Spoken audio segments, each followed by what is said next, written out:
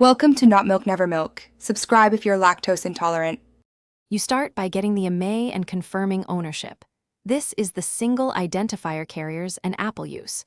Once you have the Imei from *#06#, the box, or your Apple ID devices list, make sure your Apple ID and password are ready. Also file a police report now and note its number, because carriers and Apple will ask. While you're doing this, take photos of receipts or serial stickers to speed verification and avoid delays when you contact providers. Next, call your carrier and request they blacklist the Imei so the phone cannot access cellular networks. Tell them it's stolen and give the police report number. Then contact Apple support and ask them to place the device in lost mode or to flag it as stolen, which prevents activation on other accounts.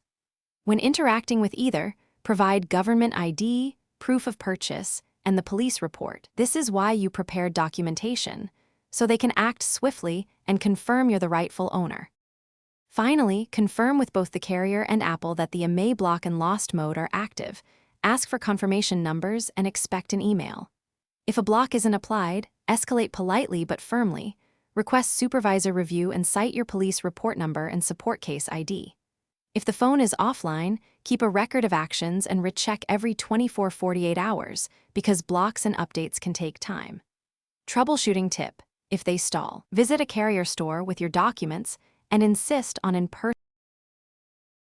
Thanks for watching. If this was helpful, leave a like and consider subscribing. See you next time.